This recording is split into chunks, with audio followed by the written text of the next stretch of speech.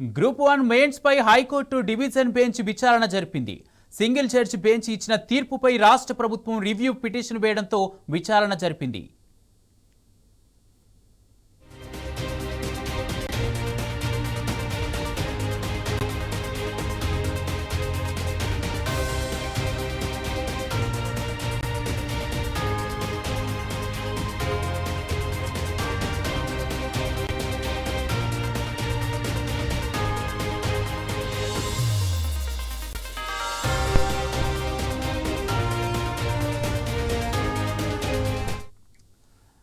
Group 1 mains పై high court division bench విచారణ జరిపింది. Single judge bench ఇచ్చిన తీర్పుపై రాష్ట్ర ప్రభుత్వం రివ్యూ పిటిషన్ వేయడంతో విచారణ జరిపింది. ఇదే అంశానికి సంబంధించి పూర్తి అప్డేట్స్ మా క్రైమ్ బ్యూరో చీఫ్ భాస్కర్ అందజేస్తారు. భాస్కర్, గ్రూప్ 1 పై ఇవాళ రాష్ట్ర ప్రభుత్వం సింగిల్ బెంచ్ ఇచ్చినటువంటి పిటిషన్ పై అప్పీల్కి వెళ్ళింది. దీని సందర్భంగా ఇవాళ హైకోర్టులో దీనికి సంబంధించి విచారణ జరిగింది. సుదర్శన్ రెడ్డి అడ్వకేట్ జనరల్ వాదనలు వినిపిస్తూ తుది మార్కుల జాబితాలో జనరల్ ర్యాంకింగ్ లిస్టులో సింగిల్ బెంచ్ రద్దు చేస్తున్నది.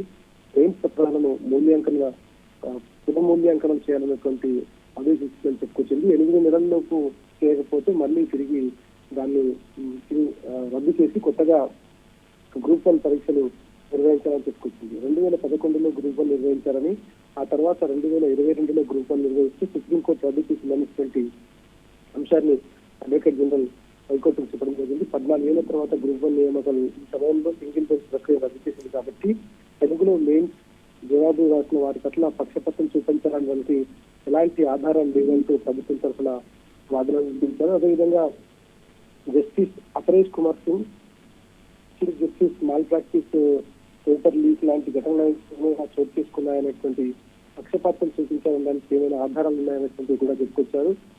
పూర్తిగా ఈ సమగ్రత లోపించిందని సింగిల్ బెంచ్ ఇచ్చినటువంటి తీర్పులో వివరించారని చెప్పుకొచ్చారు. ఎక్కడ కూడా క్లారిటీ లేదు. మరి వీటికి ఎట్లాంటి ఆధారాలు లేనటువంటి అభివృద్ధులు ఎలాంటి ఆధారాలు చూపించలేకపోయారని తెలిసినటువంటి సందర్భంలో ఏపీలో నిర్వహించినటువంటి గ్రూప్స్ పరీక్షలను తెలుగులో రాసిన అభ్యర్థులకు తక్కువగా ఎంపికయ్యారన్న అభివృద్ధులను కోటి మహిళా విశ్వవిద్యాలయంలో పురుషులకు మూత్రశాలకు పరుగులు వాళ్ళని అభ్యర్థులు చెప్పుకొచ్చారు. అందుకే ఆ 2 కేంద్రాల్లో కేవలం మహిళలకు మాత్రమే కేటాయించాలనేటువంటిది పేర్కొన్నారు.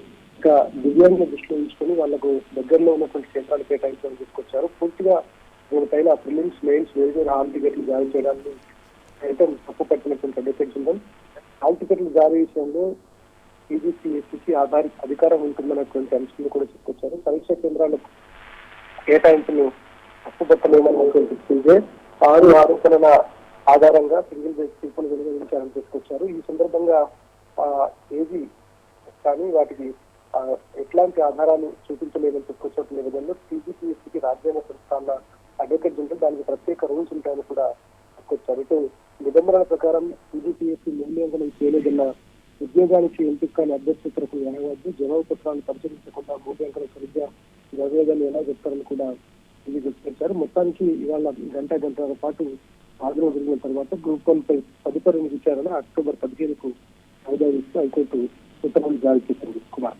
Right, thank you Bhaskar.